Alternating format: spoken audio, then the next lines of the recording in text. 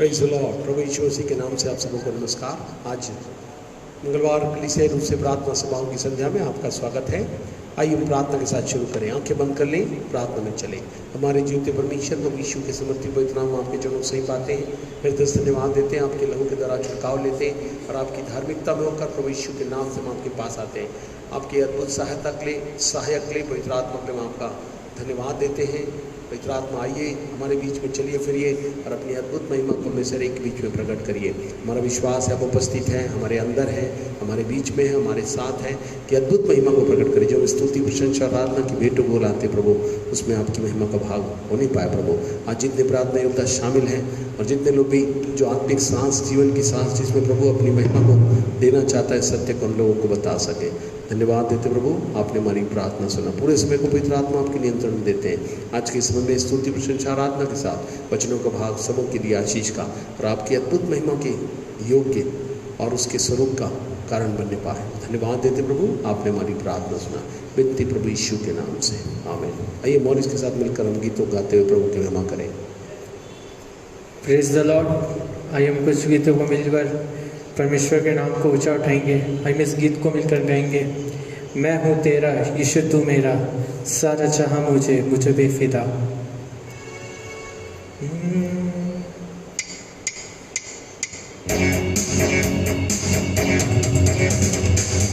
मैं हूँ तेरा यीशु तू मेरा, सारा जहां मुझे तुझ में फिदा। मैं हूँ तेरा यीशु तू मेरा, सारा जहां मुझे तुझ में फिदा। तुझे जीवन है मेरी चाहत, तू ही खुदा है मेरी मोहब्बत, तू ही है जीवन है मेरी चाहत। तू मिला तो मुझे सब कुछ पे मिला,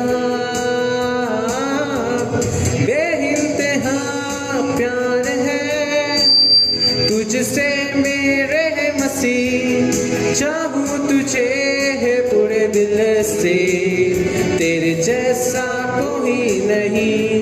बेइंतहा प्यार है तुझसे मेरे मसीह। चाहूँ तुझे है पूरे दिल से, तेरे जैसा कोई नहीं। वो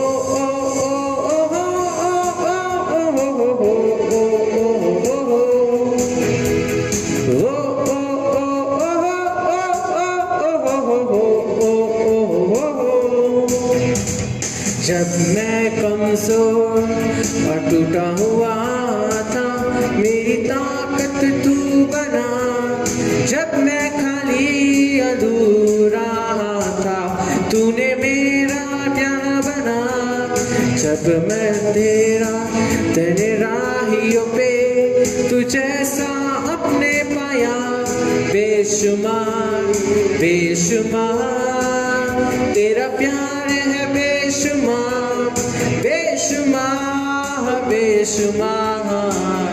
तेरा प्यार है बेशुमार। बेइंतहा प्यार है तुझसे मेरे मसीह। चाहूँ तुझे है पूरे दिल से, तेरे जैसा कोई नहीं। बेइंतहा प्यार है तुझसे मेरे मसीह। चाहूँ तुझे है पूरे दिल से, तेरे जैसा कोई नहीं। वो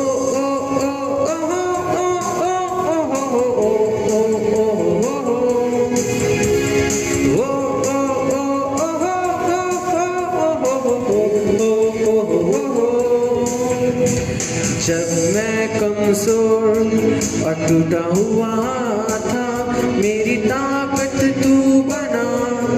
जब मैं खाली अधूरा था, तूने मेरा प्यारा बना। जब मैं तेरे राहियों पे तू जैसा अपने पाया, बेशुमार बेशुमार तेरा प्यार है बेशुमार बेशुमार बेशुमार तेरा प्यार है बेशुमार बेइंतहा प्यार है तुझसे मेरे मसीह चाहूं तुझे पूरे दिल से तेरे जैसा कोई नहीं बेइंतहा प्यार है तुझसे मेरे मसीह चाहूं तुझे पूरे दिल से तेरे जैसा कोई नहीं वो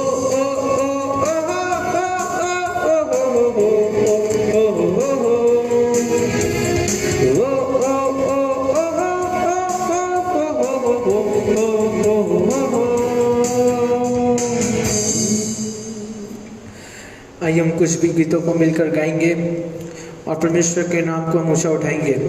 आइए हम इस गीत को मिलकर गाएंगे, कफारा मेरा तू ही है, सहारा मेरा तू ही है।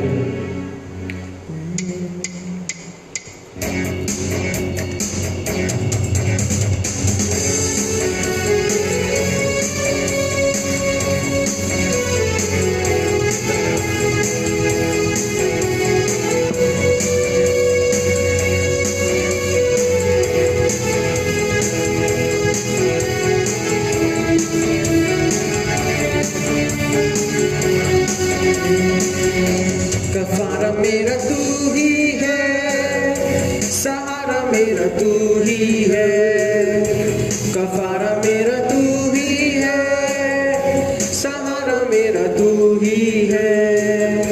मैं तेरी राहों पर चलता रहूं मेरे खुदा, मैं तेरी राहों पर चलता रहूं मेरे खुदा, मेरे खुदा, मेरे खुदा, मेरे खुदा, मेरे खुदा, मेरे खुदा, मेरे खुदा, मेरे खुदा, मेरे खुदा, फिदिया मेरे पापों का तू, छिपने की तू ही जगह, राहों की तू है रोशनी, रूजा बदन की शिफा। फिदिया मेरे पापों का तू, छिपने की तू ही जगह, राहों की तू है रोशनी, रूजा बदन की शिफा। मस्सा से मुझे भर दे तू, लहू से मुझे धो दे तू, मस्सा से मुझे भर दे तू, लहू से मुझे धो दे तू। मैं तेरी राहों पर चलता रहूं मेरे खुदा, मैं तेरी राहों पर चलता रहूं मेरे खुदा, मेरे खुदा, मेरे खुदा, मेरे खुदा, मेरे खुदा, मेरे खुदा, मेरे खुदा, मेरे खुदा, मेरे खुदा, तेरे सिवा कोई नहीं जख्मों को जो बच सके, तेरे सिवा कोई नहीं जख्मों को जो बच सके। अपने परों में तू छिपा, बाहों में ले ले मुझे, अपने परों में तू छिपा, बाहों में ले ले मुझे। तसल्ली तेरी बातों में, तेरे ही सीधे हाथों में, तसल्ली तेरी बातों में, तेरे ही सीधे हाथों में। मैं तेरी राहों पर चलता रहूं मेरे खुदा, तेरी राहों पर चलता रहूं मेरे खुदा, मेरे खुदा, मेरे खुदा, मेरे खुदा, मेरे खुदा, मेरे खुदा, मेरे खुदा, मेरे खुदा, मेरे खुदा। कफारा मेरा तू ही है, सहारा मेरा तू ही है, कफारा मेरा तू ही है, सहारा मेरा तू ही है। मैं तेरी राहों पर चलता रहूं मेरे खुदा, मैं तेरी राहों पर चलता रहूं मेरे खुदा,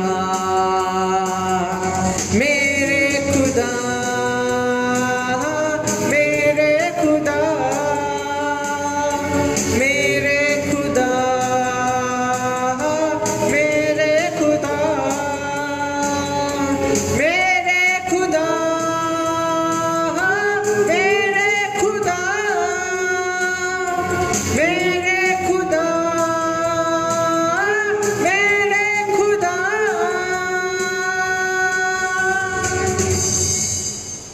प्रेज़ द लॉर्ड। आइए हम इस वक्त हम आराधना की ओर जाएंगे। आइए हम अपने दिलों को तैयार करिए और इस वक्त हम परमेश्वर की आराधना करें। सच्चे मन से और दिल से हम उसकी आराधना करते हैं। आइए हम इस गीतों को मिलकर गाएंगे। यीशु राजा तेरे भवन में रात दिन में जागता रहूं।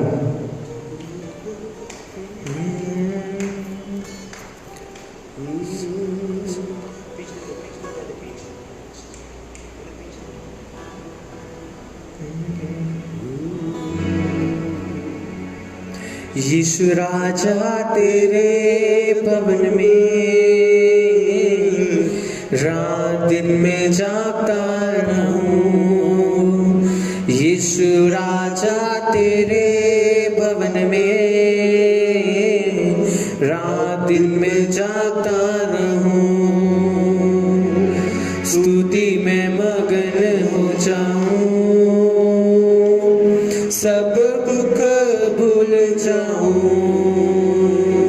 स्तुति में मगन हो जाऊं, सब दुख भूल जाऊं। आराधना, आराधना, आपा पिता तुझको मिले। आराधना, आराधना, आपा पिता तुझको मिले। बल मेरे गढ़ मेरे आराधना हो तेरी। बल मेरे घर मेरे आराधना हो तेरी। शरण मेरे आधार मेरे आराधना हो तेरी।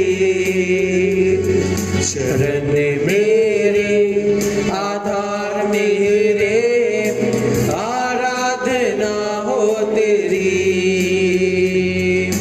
आराधना, आराधना, अब्बा पिता तुझको मिले। आराधना, आराधना, अब्बा पिता तुझको मिले।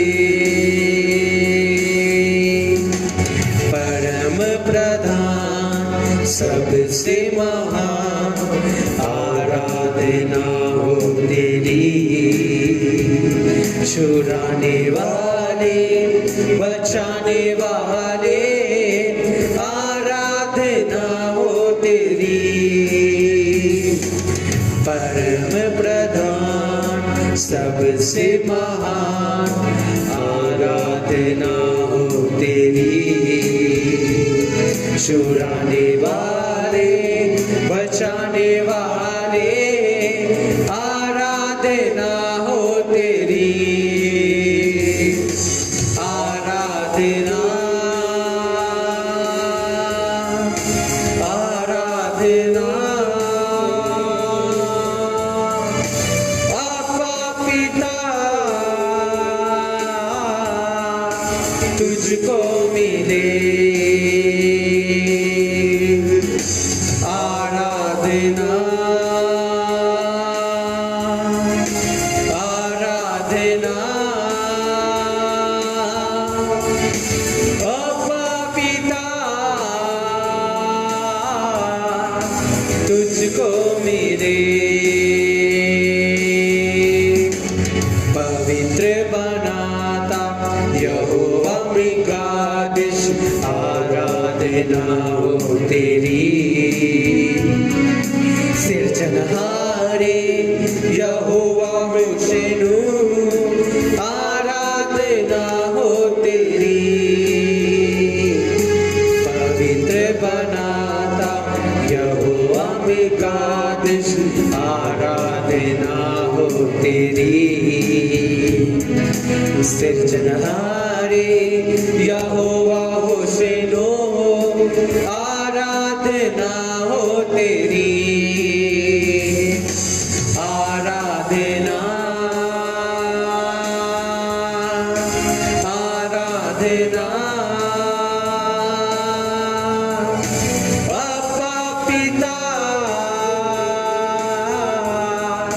तुझको मिले। आराधना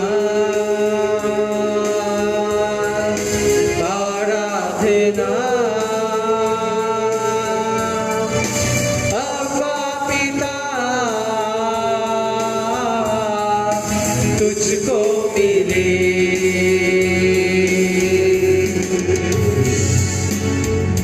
यीशु राजा तेरे भवन में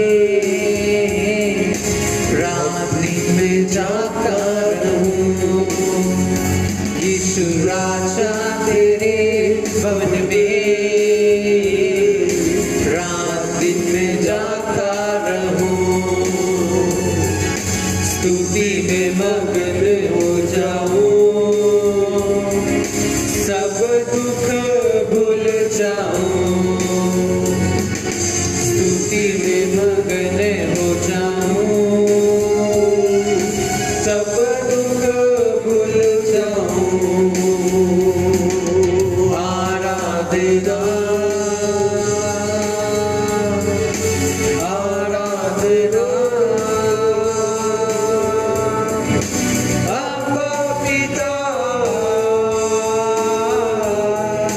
तुझको मिले। आराधना आराधना आपा पिता तुझको मिले।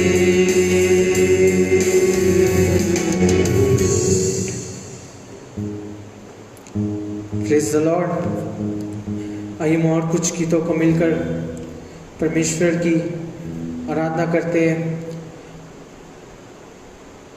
हम उसके दिल को, हम उसके चाहत को, परमेश्वर को हम बहाते हैं। तो आइए इस गीत को मिलकर गाएंगे। मैं तुझको पसंद आऊँ, मैं तेरे दिल को बहाऊँ, ऐसा मुझे को बना, ऐसा मुझे को बना। हम परमेश्वर को बोले हमको तेरे जैसा बना, उसकी आदतों को हमको भरना है अपने दिल में। तो आइए इस गीत को मिलकर परमेश्वर के नाम को ऊंचा उठाएंगे। मैं तुझको पसंद आऊं, मैं तेरे दिल को भाऊं, ऐसा मुझको बना, ऐसा मुझको बना। मैं तुझको पसंद आऊं, मैं तेरे दिल को भाऊं, ऐसा मुझको मुझको बना, ऐसा मुझको बना।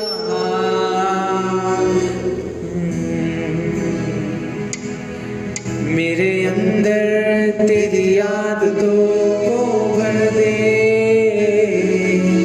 मेरे अंदर तेरी चाहतों को भर दे, मेरे अंदर तेरी आदतों को भर दे, मेरे अंदर तेरी चाहतों को भर दे।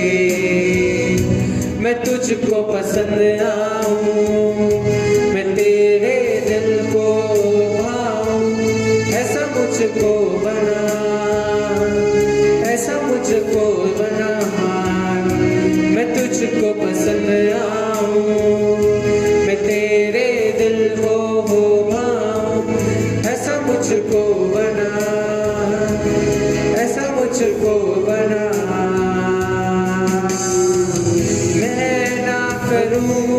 मेरे मन की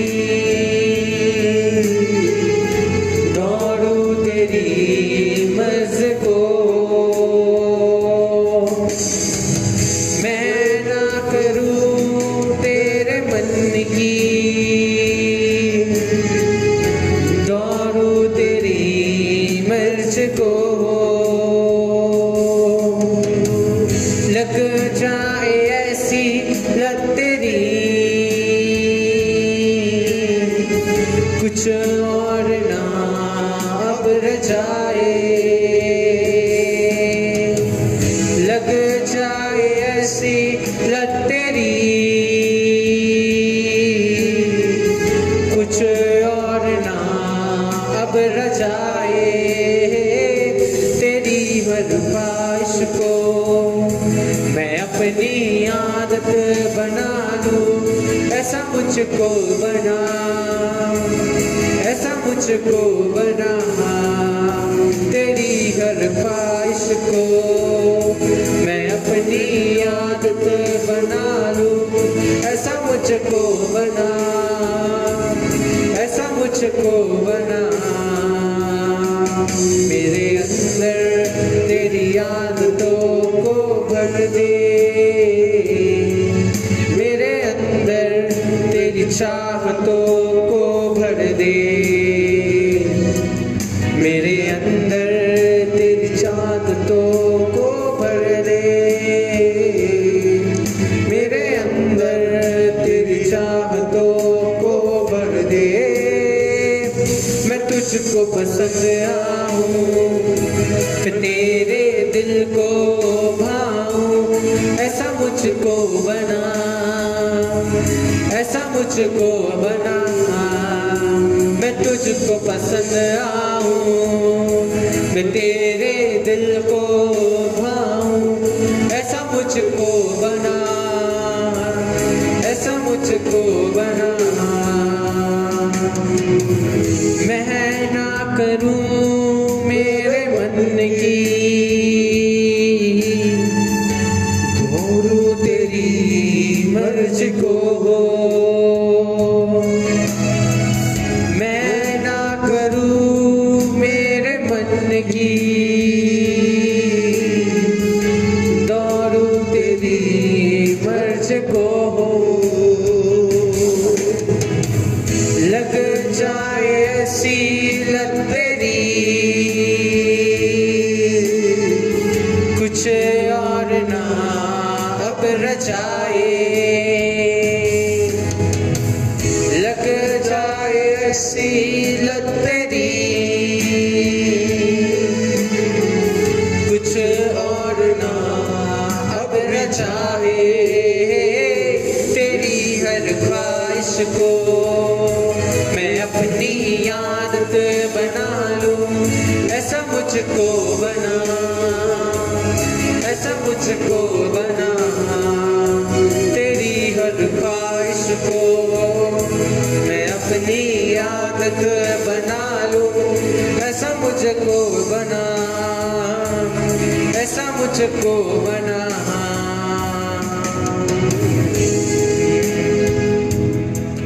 मेरे अंदर तेरी आदतों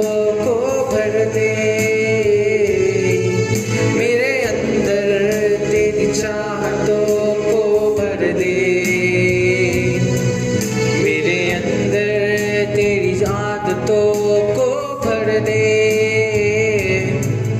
मेरे अंदर तेरी चाहतों को भर दे।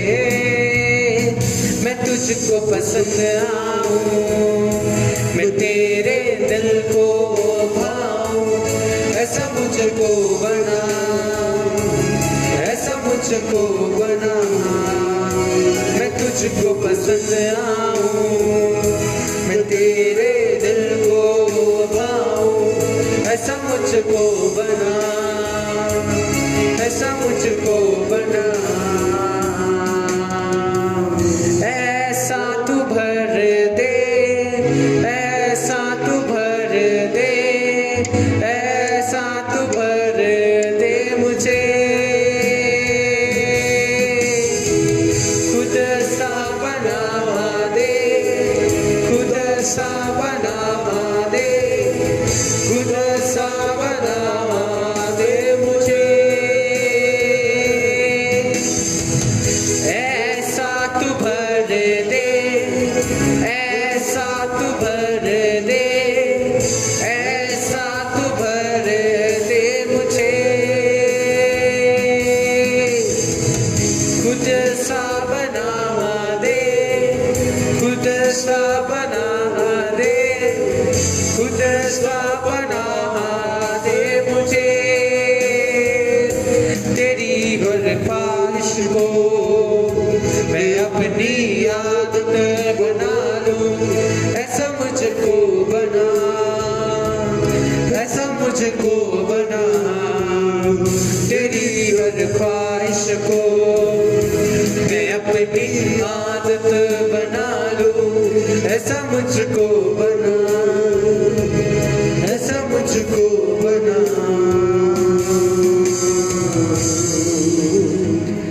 अब ये समय होगा कि हम प्रभु के वचन से कुछ, मैं पास्टर साहब को बुलाना चाहूँगा, प्रभु के वचन से बांटेंगे। हालेलुया। आइए हम प्रार्थना करें। हमने खूब अच्छी आराधना की, स्तुति प्रशंसा आराधना के साथ हमने प्रभु की उपस्थिति को आमंत्रित करते हुए हमें से हरेक के जीवन में से चलने के लिए प्रभु से आग्रह किया, और प्रभु ने हमारी इस आराधना को स्वीकार करते हुए अद्भुत अलौकिक उपस्थिति के सामर्थ्य प्रभाव को हमें से हरेक के जीवन से चलायमान कर दिया है। आइए प्रभु से प्रार्थना करें। हमारे जीवित परमेश्वर प्रभु यीशु के सामर्थ्य पवित्र नाम में आपके चरणों से ही पाते हैं, विनती और प्रार्थना करते प्रभु आज के सुंदर अलौकिक संध्या में प्रभु आप अलौकिक आशीषों की वर्षा जिन अंतिम दिनों के लिए अत्यंत आवश्यक है आप करने जा रहे हैं। कि प्रार्थना वो माध्यम है जो संपर्कों को बनाए रखती है, और जहाँ संबंध जुड़े होते हैं वहाँ पर प्रभु की महिमा का निवास होता है, वहाँ पर परमेश्वर बहुतायत से हमारे बीच में वास करते हैं और अद्भुत अद्भुत अलौकिक वरदानों में होकर हमारे बीच में चलायमान हो जाते हैं। प्रभु यीशु मसीह में ऐसा अनुग्रह में होने दीजिए और ऐसे आत्मा का समर्थी प्रभाव जिससे कि हम सचमुच में अद्भुत इस वचन के मार्गदर्शन को लेकर, और प्रभु आप जिस तरीके से अपनी योजनाओं को हमारे जीवन में पूर्ण करना चाहते हैं उनको समझकर आप सबसे महत्वपूर्ण और जरूरी बातें कौन सी उसको हम अपने जीवन में पूरा कर सकें। धन्यवाद धन्यवाद देते प्रभु, आपने हमारी प्रार्थना सुना। पूरे समय को पवित्र आपके नियंत्रण में देते हैं, आपकी उपस्थिति अगुवाई और मार्गदर्शन को चाहते हुए इस विनती को प्रभु यीशु के नाम से मांगते सुनो ग्रहण करें। आमीन आमीन आमीन। आइए हम परमेश्वर के वचन में चलेंगे और प्रभु की महिमा करेंगे। आइए निकाल कर पढ़ेंगे पहला कुरिन्थियों उसका 9वां अध्याय उसकी 23वीं आयत से देखिए। फर्स्ट कोरिन्थियंस चैप्टर 9 वर्स 23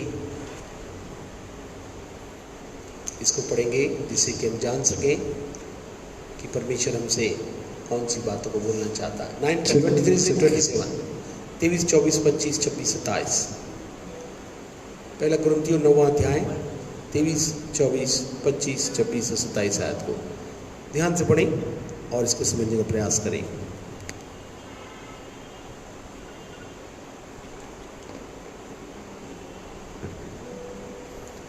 आइए आज जो बात परमेश्वर हमारे लिए जीवन की कौन सी महत्वपूर्ण है उन बातों को बताकर समझाना चाहता है जिससे कि हम इन बातों को समझ सकें। आइए हम इसे देखें। पहला कुरिन्थियों 9वां अध्याय, first Corinthians chapter 9 verses 23 to 27। Thank you Jesus.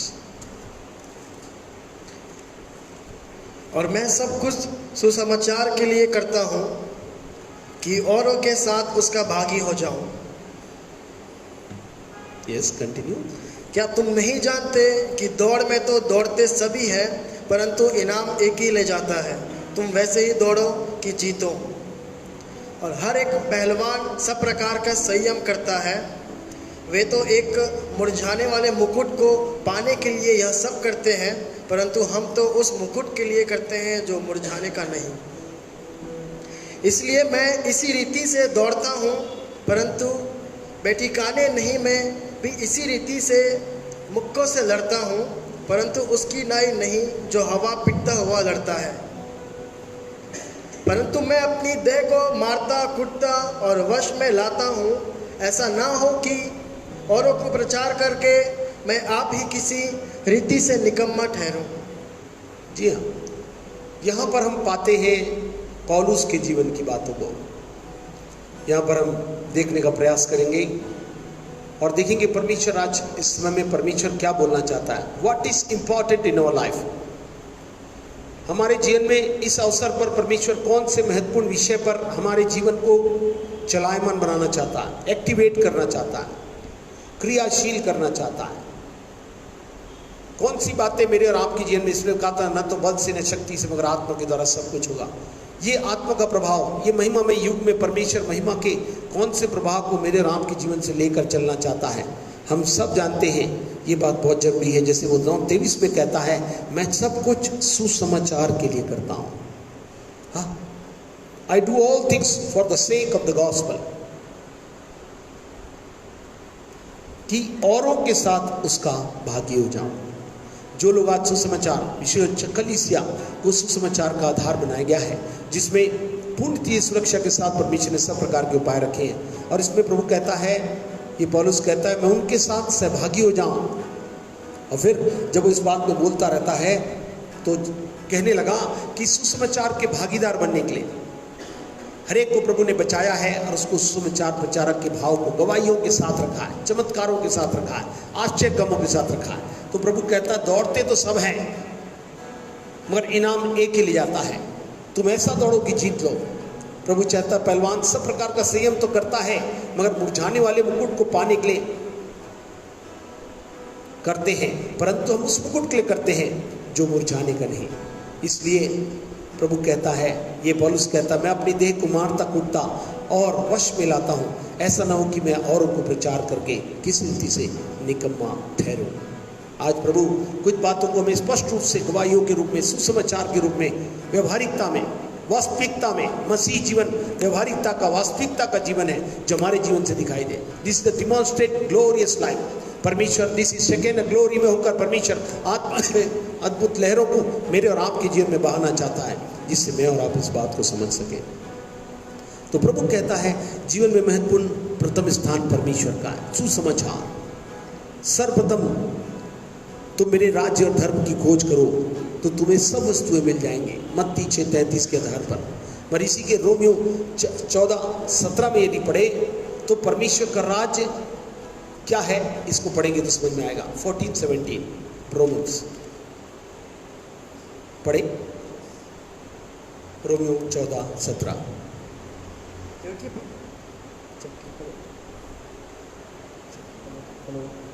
क्योंकि परमेश्वर का राज्य खाना पीना नहीं, परंतु धर्म और मिलाप और वह आनंद है जो पवित्र आत्मा से होता है। और जो कोई इस रीति से मसीह की सेवा करता है वह परमेश्वर को भाता है और मनुष्यों में ग्रहण योग्य ठहरता है। जी हाँ, आज जीवन के अभिप्राय में सबसे महत्वपूर्ण दो बातें हैं जो मेरे को और आपको समझने की जरूरत है। प्रभु यहाँ पर कुछ बात कहता है, ध्यान से सुनकर समझेंगे कि परमेश्वर का राज्य खाना पीना नहीं, धार्मिकता, मेल मिलाप और वह आनंद है जो पवित्र आत्मा से होता है। और जो कोई स्थिति से मसीह की सेवा करता है वह परमेश्वर को भाता है और मनुष्यों में भी ग्रहण योग्य ठहरता है। आज प्रभु मेरे और आपके जीवन से इन बातों को बताना चाहते हैं कि हमारे जीवन की सबसे महत्वपूर्ण बातों में कौन सी बातों का प्रभाव मेरे और आपके जीवन में है। सर्वप्रथम प्रभु की खोज करो, उसके राज्य और धर्म की खोज। उसका राज्य बातों में नहीं मगर सामर्थ्य में है। और प्रभु इस महिमा के युग में जहाँ पे आत्मा के चलन में प्रभु हर एक आत्मिक लोगों को जिनकी आत्मा को बचाकर प्रभु आत्मा में होकर उनके जीवन से विचरण कर रहे हैं, इस सुसमाचार को लोगों तक पहुँचा रहे हैं, तो लिखा यही कि जो कोई पवित्र आत्मा से धार्मिकता, मेल मिलाप और आनंद के साथ कलीसिया रूपी सहभागिता में रहता है और जो कोई रीति से मसीह की सेवा करता है वह परमेश्वर को भाता है और मनुष्यों में ग्रहण योग्य ठहरता है। दोनों बातें, परमेश्वर को भाता और मनुष्य में, परमेश्वर का अनुग्रह, मनुष्य का अनुग्रह, दोनों बातें आज हमारे जीवन में बहुत आवश्यक है। परिस्थितियाँ ऐसी है कि सब कुछ है ना बता रही हैं कि जीवन में कुछ भी अच्छा नहीं है। सब बातें, सब प्रकार की घटनाएं, इन दिनों की हर एक प्रकार के वातावरण को देखें, परिस्थितियों को देखें, है ना, हवाओं को देखिए, भूकंपों को देखिए, है ना, सब बातों को देखकर सुनने में जो बातें आ रही हैं वो कुछ भी ऐसी हैं जो हमें केवल परमेश्वर को प्रसन्न करने वाली, परमेश्वर को जो भाता है और मनुष्यों में ये ग्रहण योग्य होता है, वो ही सेवा का भाग परमेश्वर ने मेरे और आपके लिए बहुत ही महत्वपूर्ण अवस्था में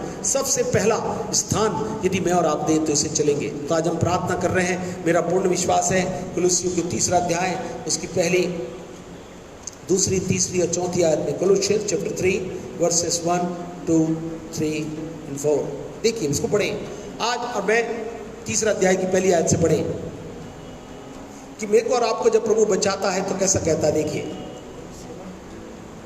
सो जब तुम मसीह के साथ जिलाए गए तो स्वर्गीय वस्तुओं की खोज में रहो। 1 मिनट, जब जिलाए गए तो किसकी खोज में रहो? स्वर्गीय वस्तु। आज पृथ्वी पर बहुत सी बातें हैं, हमारा मन इधर उधर ना रहे, केवल स्वर्गीय वस्तु की खोज।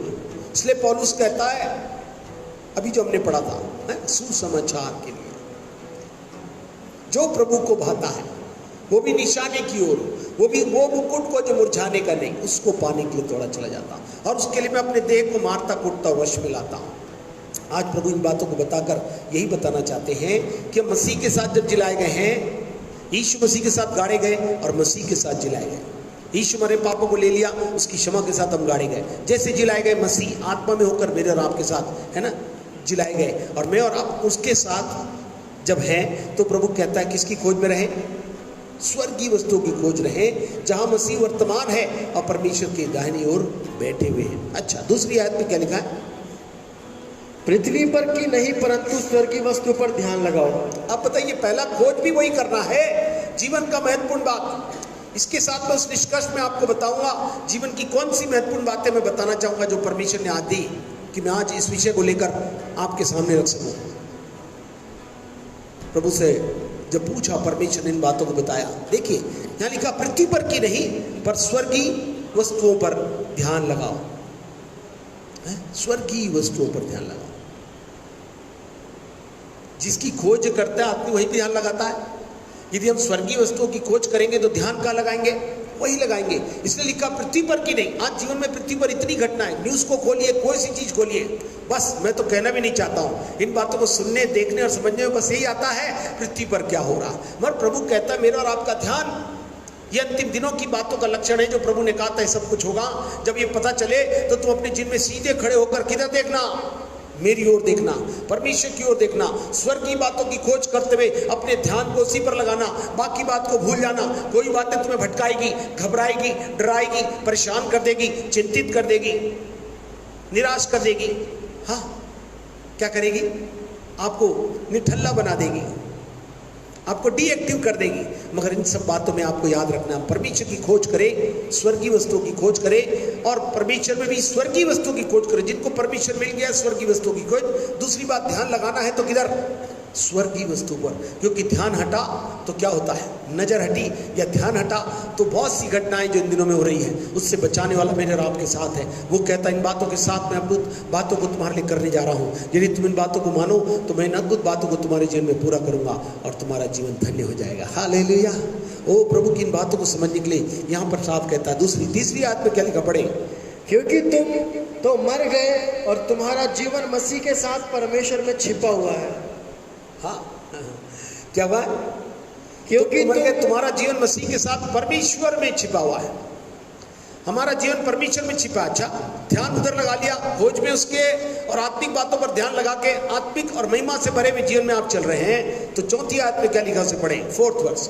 जब मसीह जो हमारा जीवन है प्रकट होगा तब तुम भी उसके साथ महिमा सहित प्रकट किए जाओगे।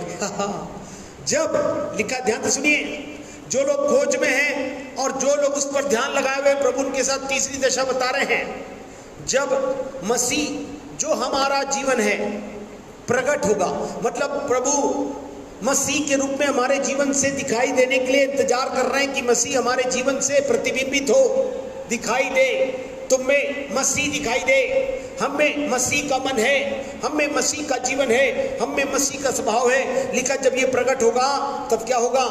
तब तुम भी उसके साथ महिमा समेत क्या किए जाओगे? प्रकट किए जाओगे। हालेलुया। ये तीसरा सबसे अलौकिक भाग जो परमेश्वर मेरे को और आपको देना चाहता है, जब मसीह जो हमारा जीवन है प्रकट होगा, है ना, हमारे जीवन को प्रकट करने का समय आ गया। ये समय है तैयार होकर हम प्रकट होने के लिए तैयार हो जाएं, जहाँ प्रभु महिमा समेत अर्थात चिन्हों, चमत्कारों और महिमा के अद्भुत बादल परमेश्वर था और परमेश्वर ईश्वरत्व को दिखा रहा था। सब प्रकार के चिन्ह और चमत्कार, आश्चर्य कर्मों से जीवन भरपूर हो गया।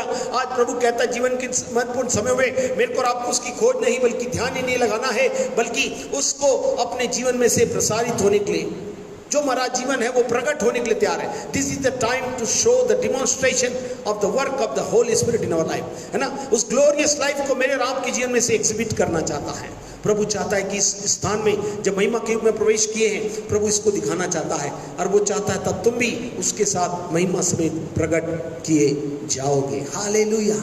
वो प्रभु कहता है जब मैं और आप मसीह में हम अपने जीवन को प्रकट करने के लिए तैयार हो जाएंगे, तब प्रभु कहता है, प्रभु भी अपनी महिमा के समान, अपनी अद्भुत महिमा से भरे हुए जीवन और अलौकिक वरदानों, विभिन्न प्रकार के दर्शनों और के द्वारा जो भाग परमेश्वर ने भविष्यवक्ताओं और अभिषिक्तों के माध्यम से दिए हुए हैं, परमेश्वर उन बातों को मेरे और आपके जीवन से दिखाने पर है। इसलिए मेरे को और आपको ये समझना बहुत जरूरी है। ध्यान समझे कि पौलुस ने जब ये बात कही, जो हमने पढ़ा था पहला कुरिन्थियों 9वां अध्याय उसकी 23वीं आयत में, वहां पर हमने एक बहुत इंपॉर्टेंट बात पढ़ी थी। और मैं सब कुछ सुसमाचार के लिए करता हूं कि औरों के साथ उसका भागी हो जाऊं। हाँ, मैं सब कुछ किसके लिए करता हूं? सुसमाचार के लिए। I am doing everything for the gospel sake. आज हमारे जीवन का मुख्य अभिप्राय एक ही रह गया कि हम सुसमाचार के लिए जिए। हालेलुया। प्रभु चाहता है कि इस बात को, पौलुस के जीवन को, आश्चर्य कार्य को देखें। ये पौलुस जिसको हम जानते हैं, इसके कार्य में जब उसने किया तो ये 5 देशों की यात्रा करके इसने सब प्रकार के कार्यों को सुसमाचार के लिए किया। प्रभु एक देश से दूसरे, दूसरे तीसरे, तीसरे से चौथे, 5 देश, हाँ, देशों में जाकर इस पौलुस ने प्रचार किया। इतना ही नहीं, इसने 20 कलीसिया स्थापित की। नए नियम में यदि देखा जाए, इसने 14 पुस्तकें, पत्रियां लिखकर, है ना, हमको दे दी। और इसके गुणों के बारे में कहा जाए, जो इस कार्य को लगा हुआ था और कहता है मैं इसी में छिपा हुआ कि उसका भागी हो जाऊं, तो इस भागी होने से कितनी भागीदारी इसके जीवन में हम देख रहे हैं, कितनी सारी बातें इसके जीवन में हैं। देशों में जाकर कलीसियों की स्थापना, फिर पुस्तकें लिखकर आज भी हम पुस्तकों से मार्गदर्शन प्राप्त करते हुए जो आत्मा में उनको दिया गया। और यदि गुण की बात करें तो बहुत ही बुद्धिमानी के साथ, पूर्ण समर्पण के साथ और बड़े साहसी होकर एक अद्भुत जीवन को जिया। सब प्रकार की परिस्थिति थी, उसको दर्शन, परमेश्वर ने उसको दर्शन दिया था, उसको पूरा करने की योजना उसके जीवन में थी। सही समय पर वो सही निर्णय लेकर चल पड़ा। आपको मालूम है जब उससे उसकी मुलाकात हुई थी, है ना, दमिश्क के रास्ते पर, कैसे उसके समर्पण के साथ प्रभु ने उसके जीवन को पूर्णतः से क्या कर दिया, परिवर्तित कर दिया और वो प्रभु की नमक ले चल पड़ा। वो उसकी भविष्य, आज बहुत से लोग अपने जीवन में इस सत्य को जानने का प्रयास करें, दर्शन योजनाओं को पूरा करने के लिए होता है। दर्शन नहीं, उसका दर्शन था, उसकी पूरा करने की योजनाओं को उसने ठीक समय पर सही समर्पण के साथ, सही निर्णय के साथ पूरा कर लिया। आज कितने लोग अपने दर्शन, अपनी योजनाओं और प्रभु की इच्छाओं को जानने के बाद इन कार्यों को पूर्ण करके आगे बढ़ रहे हैं। सबसे पहले हम ध्यान से इसको समझने का प्रयास करें। आज लोग भविष्य के प्रति बहुत चिंतित हैं। हाँ हाँ, बोलिए। सब लोग चाहते हैं कि क्या हो जाए, हाँ, सब कुछ अच्छा हो जाए, हाँ, सुखी सब कुछ जीवन रहे। उसके अपने सुख का त्याग करते हुए क्या करते हैं, बेहतर प्रयास कर रहे हैं। और प्रभु कहता है, ये समझ प्रभु मेरे को और आपको देना चाहता है। आज के विषय में मुख्य बात, जिनका विशेष बात जिस पर हमें ध्यान देने की है कि परमेश्वर कहता है, जो दर्शन को देखकर मैंने किसको बुलाया था, शाऊल को, तू मुझे क्यों सताता है। उससे वो पश्चाताप करके समर्पण के साथ पूर्णति से परमेश्वर की आत्मा में जुड़ गया और आत्मा से भरपूर हो गया, बपतिस्मा लिया और उसके बाद उसका जीवन परिवर्तित हो गया। मगर हम देखते हैं योजनाओं में वो सही निर्णय के साथ अपने जीवन में चल पड़ा, पूरे समझ के साथ कि अब कुछ नहीं समझना है, मेरे जीवन में एक ही बात है जो उसने 9:23 में पढ़ के बताई, जो हमने देखा था कि किस प्रकार से मैं सब कुछ सुसमाचार के लिए करता हूँ। जो प्रभु ने गुड न्यूज मेरे को दी, तू मुझे क्यों सताता, मैं तुझसे प्यार करता हूँ, मैंने जान दी, मैंने सब कुछ तेरे लिए कर दिया और अभी भी करने के लिए तैयार हूँ। ये जिस दिन मेरे को और आपको बात समझ में आ जाए, उस दिन से मेरा और आपका जीवन बिल्कुल बदल जाएगा। सबसे महत्वपूर्ण हर एक के जीवन के आवश्यक वो यही बात है। जैसे भविष्य को लेकर हम चिंतित होते हैं, है ना, विद्यार्थी अपने भविष्य की चिंता को लेकर क्या करते हैं, हाँ, पढ़ते रहते हैं, है ना, क्या कर देते हैं, सुख को त्याग देते हैं, घूमना फिरना, सिनेमा, कुछ भी म्यूजिक, इसमें खेल को त्याग देते हैं और उसमें लगे हुए हैं। और बहुत से लोग, हाँ, बहुत से लोग क्या कर रहे हैं, अच्छे स्वास्थ्य के लिए भी क्या कर रहे हैं, हाँ, अच्छे स्वास्थ्य के लिए चाहने वाली चीज, खाने पीने की चीज को त्याग कर देते हैं। अब मैं नहीं खाऊंगा, वो नहीं खाऊंगा, और क्या कर रहे हैं, खान पान की इच्छाओं पर काबू करके, ताकि हम अच्छे से जिए, हमारा स्वास्थ्य अच्छा होने पाए। और सैनिक जो बहुत से होते हैं, सोल्जर्स, क्या कर रहे हैं, सारे फैशन को, सब प्रकार की नींद को छोड़कर, सब प्रकार के शौक को छोड़कर क्या करते हैं, हाँ, निरंतर सैनिक कार्यक्रम में, प्रभु की सेवा में। नहीं, सैनिक लोग देश की सेवा के लिए हार जाते हैं। प्रभु के भी हम योद्धा और सैनिक हैं, हमें भी प्रभु के लिए इस प्रकार से करना है कि हम अपना शौक, अपनी नींद और अपनी सारी फैशन की बातों को त्याग करें। माता पिता भी अपने बच्चों के भविष्य को बनाने के लिए सब क्या करते हैं, पैसा बचाकर बच्चों के लिए बेहतर कोशिश करते कि उनके लिए क्या कौन कर सके। मगर इसके बाद भी उनके पास क्या था। मगर यदि पौलुस से पूछे तूने क्या किया, तो पौलुस के बारे में यदि पाए तो उसने अनंत जीवन पाने के लिए क्या किया, सारी संसारिता का त्याग कर दिया। ध्यान से सुनिए, आज मनुष्य सब त्याग में लगा हुआ है। मगर कितने लोगों ने अनंत जीवन के पाने के लिए क्या करूं, तो उसने कहा अपना धन कंगालों को दे दो, मेरे पीछे हो ले। जो सारी आज्ञाओं को मानने के बाद भी क्या वो निराश होकर चला गया, लिखा है। आज संसारिता का कोई भाग यदि मेरे और आपके साथ बंधा हुआ है तो ये मेरे लिए और आपके लिए बहुत कठिन होगा। इसलिए प्रभु कहता है, पौलुस ने बहुत अच्छी बात कही, अनंत जीवन पाने के लिए उसने संसारिता का त्याग किया। यदि आप पढ़ें फिलिपियों की पत्री, उसका 3रा अध्याय, उसकी 13 और 14 आयत। फिलिपी 3, 13 और 14। हे भाइयों, मेरी भावना यह नहीं है कि मैं पकड़ चुका हूँ, परंतु केवल यह एक काम करता हूँ कि जो बातें पीछे रह गई है उनको भूलकर आगे की बातों की ओर बढ़ता हुआ निशाने की ओर दौड़ा चला जाता हूँ, ताकि वह इनाम पाऊँ जिसके लिए परमेश्वर ने मुझे मसीह यीशु में ऊपर बुलाया है। जी हाँ, यहाँ पे ध्यान से सुन लीजिए, पौलुस क्या कहता है, मेरी भावना यह नहीं कि मैं पकड़ चुका हूँ, केवल एक काम करता हूँ, पीछे की बातों को भूलकर क्या करके आगे की बातों को बढ़ता हुआ निशाने की ओर दौड़ा चला जाता हूं, ताकि वह इनाम पाऊं जिसके लिए परमेश्वर ने मुझे मसीह यीशु में ऊपर बुलाया। मैं और आप बुलाए गए हैं प्रभु के द्वारा, मगर किसके लिए, कि पीछे की बातों को भूलकर। कोई भी अपनी भावना में ऐसा ना रहे, मैं पकड़ चुका हूं, मुझे जरूरत नहीं, मैं बिल्कुल तैयार हो गया, ऐसा कोई भी नहीं है। ऐसा होता तो प्रभु बहुत जल्दी आकर अपने लोग को ले जाते। प्रभु यीशु तो तैयार बैठे हैं, परमेश्वर कब बोले, मगर परमेश्वर इंतजार कर रहे हैं कलीसिया को तैयार करने का। इन दिनों की परिस्थितियां इस बात को बता रही है, तैयार हो जाओ जल्दी से, हो जाओ तैयार जल्दी से। दिन अदालत का आ रहा है, प्रभु लेने आ रहा है और बाकी को सजा देने आ रहा है। वो प्रभु कहता है इन बातों के लिए हम सावधान हो जाएं। मगर प्रभु कहता है इस विषय पर आज कितने लोग सावधान हैं और जागरूक हैं, जो इस बात को कि परमेश्वर ने मुझे इनाम के लिए बुलाया है, इसलिए पीछे की बातों को भूलकर क्यों निशाने की ओर दौड़ रहा हूं, सुसमाचार के लिए, मैं प्रभु यीशु की सच्चाई को लोगों तक पहुंचा सकूं। ये जीवन का भी का मुख्य मुद्दा होना चाहिए। उसके लिए 9:27 में हमने पढ़ा था, मैं अपने शरीर को मारता कूटता और वश में लाता हूं कि मैं उन बातों को बोलकर निकम्मा ना ठहरूं। आज यदि हम प्रभु की बात बोल रहे हैं और कर नहीं रहे हैं तो लिखा विश्वास कर्म बिना मरा हुआ है। यदि यीशु की सच्चाई बता रहे हैं और अपने शरीर को वश में लाकर उस समर्पण में आगे नहीं बढ़ पा रहे हैं तो मेरे राम के जीवन की सारी बातें अधूरी रह जाएंगी। इसलिए जो बात मैं आज आपको बताना चाहता हूँ, what is important in our life, हाँ, कौन सा बात का महत्व मेरे और आपके जीवन में होना चाहिए, वो इससे पूछा जाए तो ये कहता बस केवल सुसमाचार ही मेरे जीवन का आधार है। For the sake of gospel, मैं अपने शरीर को मारता कूटता और वश में लाता हूं कि मैं जो बातें बोलूं कहीं मैं निकम्मा ना हूं। उन बातों को मैं पूरा करके दिखाना चाहता हूँ जो प्रभु ने मेरे लिए कर दिया। मैं कैसा था, किस प्रकार से लोगों को सताया करता और पकड़ पकड़ के जेल में डाया करता था, है ना, मार दिया करता था, उनको बांध दिया करता था। पहले मैं ऐसा करता था, मगर अब मेरा जीवन बदल गया है।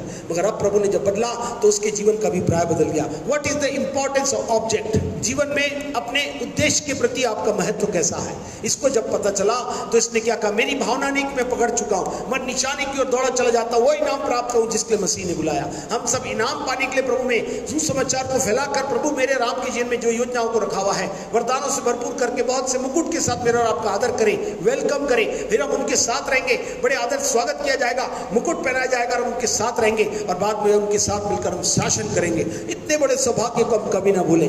आज जीवन में सबसे बड़ा उद्देश्य का महत्व, मेरे राम की जीवन कैसा है, क्या उसके शरीर की सब बातों को आज मारने के लिए तैयार है। देखते हम हेल्थ के लिए आदमी वो कर ले रहा है, जैसे मैंने भविष्य के लिए अपने बच्चों के लिए बहुत सेवन करते हैं, अपने सुख का त्याग कर लेते हैं। पढ़ने वाला केवल पढ़ने के लिए चले जा रहा, बाकी बात को छोड़ दे रहा है, मगर इसमें कहीं भी परमेश्वर नहीं है, कहीं भी उसके जीवन का अभिप्राय नहीं है, कहीं भी स्वर्ग नहीं है, कहीं भी वो बातें नहीं जो परमेश्वर हमें देना चाहता है। यदि हम विश्वास करते हैं तो हमारे जीवन का संबंध इन बातों से रहना चाहिए।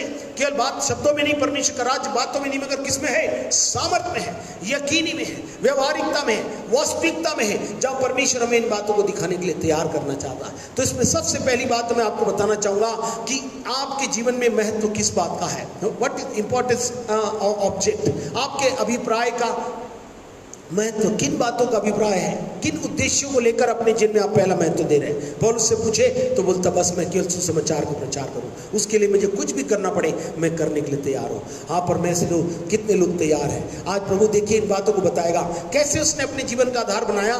तब उसने 9:23 में क्या कहा था, हमने बार बार पढ़ा, उसको फिर से उसको पढ़ने का प्रयास करें। देखिए, और मैं सब कुछ सुसमाचार के लिए करता हूँ कि औरों के साथ उसका भागी हो जाऊं। हाँ, जो भी लोग सुसमाचार के लिए कर रहे हैं उनके साथ में भागी हो जाओ। आज जीवन का मुख्य अभिप्राय कलीसिया एक मन एक चित्त होकर सुरक्षा के साथ इस सुसमाचार के कार्य में हम प्रार्थना के साथ, सुरक्षा के साथ, सरदूतों के पैरे, लहू के बाड़े के साथ अपने जीवन में इस बड़े मिशन में चले जाएं। प्रभु ने कहा सारा अधिकार मुझे दिया गया, तुम जाओ और जाकर क्या करो, सारी जातियों को चेला बनाओ और उन्हें पिता पुत्र पवित्र आत्मा के नाम से बपतिस्मा दो और उन्हें सब बातें जो मैंने तुम्हें सिखाई उसे मानना सिखाओ और कह दो उनको संसार के अंत तक मैं तुम्हारे साथ हूँ। इसलिए घबराने की, डरने की जरूरत नहीं है। प्रभु मेरे और आपके लिए इन सब बातों को करने के लिए तैयार है। Praise the Lord. तो अभी मैं जो बात आपको बोलने जा रहा हूँ, इंपॉर्टेंस ऑफ ऑब्जेक्ट, जो उद्देश्य पता चल गया कि सुसमाचार हमें इनाम पाने के लिए प्रभु ने बुलाया है, प्रभु का आना बहुत निकट है। सारी बातें इस बात को बता दी, प्रभु आ रहे हैं। जो बातें परमेश्वर बता रहा है एकदम अक्षरशः वो बातें पूर्ण होती चली जा रही हैं। उसके बाद भी कितने लोग उस उद्देश्य को महत्व देकर अपने निशाने को, अपने ध्यान को, अपने खोज को, ध्यान को और अपने समर्पण को ऐसा दिए हैं जहां परमेश्वर हमारे जीवन से उन बातों को प्रकट करने के लिए हमारे बीच में विचरण करने लगे। जिन बातों को प्रभु ने कहा उनको पूरा करते हुए परमेश्वर इन बातों को दिखाना चाहता। आइए हम सबसे पहले देखेंगे कि पौलुस ने जब ये बात कही तो आइए उसके जीवन में ऐसी कौन सी बात हुई जो कहता है कि मैं सुसमाचार का ही क्या करना चाहता हूँ। हाँ, सुसमाचार को ही मैं क्या करना चाहता हूँ, करना चाहता हूँ, सब कुछ जो कुछ भी करूँ कि उसका भागी हो जाऊँ। Praise the Lord. आइए हम देखें 2 कुरिन्थियों 12वां अध्याय उसकी 7वीं आयत पढ़े।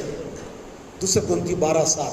और इसलिए कि मैं प्रकाशों की बहुतायत से फूल ना जाऊं, मेरे शरीर में एक कांटा चुभाया गया, अर्थात शैतान का एक दूत की मुझे घुसे मारे ताकि मैं फूल ना जाऊं। जी हाँ, मैं प्रकाशों की बहुतायत से फूल ना जाऊं, मेरे शरीर में एक कांटा चुभाया गया कि वो मेरे को क्या मारे, घूसे मारे, ताकि मैं क्या ना हो जाऊं, फूल ना जाऊं। सब ध्यान से सुन लीजिए। पौलुस के जीवन में परमेश्वर की योजना थी कि उसका जीवन परिवर्तित हुआ इस सुसमाचार के द्वारा। हाँ, प्रभु अपनी महिमा को उसके जीवन से दिखाया। मगर उसके जीवन में जब ये परिस्थिति आने लगी तो कैसा हुआ बताइए? उसकी समस्याएं बढ़ने लगी कि नहीं? जब ये सब काम करने लगा, जीवन बदल गया, प्रभु इसे चलाने लगा, ये प्रचार करने लगा, कलीसिया को स्थापित करने लगा, सब प्रकार से प्रभु इसको देश देश में ले गया, इवन सब कार्यों को बड़ी सामर्थ के साथ करने लगा, प्रमाणों के साथ करने लगा, गुणवान हो गया, है ना, सब प्रकार की खूबियों के साथ जब चलने लगा तो इसके साथ एक कांटा चुभाया गया, लिखा है शैतान की ओर से दूत जो उसे घुसे मारे, काय के लिए कि वो घमंडी ना हो जाए, कहीं फूल ना जाए। लिखा विनाश के पहले क्या आता है? घमंड। प्रभु कहता है सबसे पहले हमें इस विषय में सावधानी बरतने की जरूरत है। आज हमारे जीवन में इन बातों में ध्यान में आपको बताना चाहूंगा कि शरीर में जो कांटा इसलिए चुभाया गया था कि वो फूल न जाए। क्यों? क्योंकि परमेश्वर उसे कहां तक ले गया था? सेवा के दौरान में जब आत्मिक रूप से इतना दर्शनाभिलाषी था कि परमेश्वर ने उसे तीसरे स्वर तक ले जाकर अपना दर्शन दिया था। तब परमेश्वर ने कह दे दिया कि ये ना बोले मैं भी दर्शन देखता हूँ, मुझे भी परमेश्वर ने यहाँ ले गया, मैं भी सब कुछ जानता हूँ, इसमें भूल ना जाए करके सबसे पहली बात जीवन में मुख्य बता कि मैं सुसमाचार को किसी माध्यम से बचाऊं। इसको बताने के लिए उसे कई साल लगे। इसने 4 साल अपने जीवन में इन बातों को रहस्य के रूप में छिपाए रखा, उसे बोला ही नहीं। और फिर उसके बाद इसने सत्य को लिखा। बोलने का मतलब है प्रभु कहता है यहाँ पर उसको जो कांटा चुभाया गया था इस बात के लिए कि पौलुस के सामने बहुत सारी समस्याएं थी। ये कांटा चुभाने के बाद भी क्या वो अपने मिशन को पूरा कर रहा था? उसके बावजूद भी परमेश्वर की योजना उसकी समस्याओं से ज्यादा महत्वपूर्ण थी। ध्यान से सुनिए, उसकी समस्या बहुत थी। तो प्रभु ने क्या उत्तर दिया था? मेरा अनुग्रह तेरे लिए बहुत है। प्रभु उत्तर देता जरूर समस्याओं का, ऐसा मत समझिएगा। मैंने पिछली बार बताया था परमेश्वर 3 तरीके से कार्य करता है। उसके आखिरी तरीका बताया था परिस्थिति में आकर कार्य करता है। कोई भी परिस्थिति, कोई अवस्था में बंदे हैं, कोई तकलीफ और कोई परेशानी और कोई अवस्था से होकर गुजर रहे हैं, उस समय भी परमेश्वर आपके साथ रहकर अपने काम को जरूर से करता है। हालेलुया। इसी संडे को मैंने बोला था, आपको याद होगा तो। पर प्रेज़ द लॉर्ड, परमेश्वर इन बातों को बताना चाहता है कि मैं और आप इस सत्य को अच्छे से जान जाएं। प्रभु कहता है परमेश्वर की योजनाएं हमारे लिए बहुत महत्वपूर्ण है। समस्या कोई भी रहे, योजना बहुत ही महत्वपूर्ण होती है। क्यों मालूम है आपको? हम लोग सब हर समय कहते हैं, कौन कौन सा? जो प्रभु लोग, जो लोग परमेश्वर से प्रेम रखते हैं, रोमियो 8:28 के आधार पर उनके लिए सब बातें मिलकर किसको उत्पन्न करती है?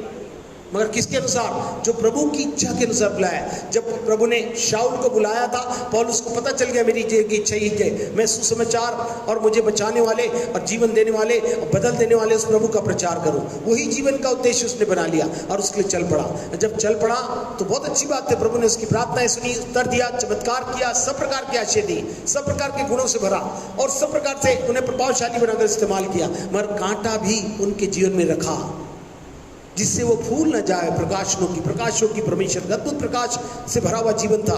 जहां जाता वहां प्रचार करता और अद्भुत से चमत्कार के काम करता। मगर यहाँ पर प्रभु ये बताना चाहते हैं कि परमेश्वर की इच्छा के अनुसार जो व्यक्ति बुलाए जाते हैं, उनकी योजना में अगर वो शामिल में रहें और परिस्थितियां कितनी विपरीत क्यों ना हो, फिर भी यदि आप चले तो प्रभु कहता है ये सबसे महत्वपूर्ण है, जहां परमेश्वर अपनी महिमा को मेरे और आपके जीवन से दिखाना चाहता है।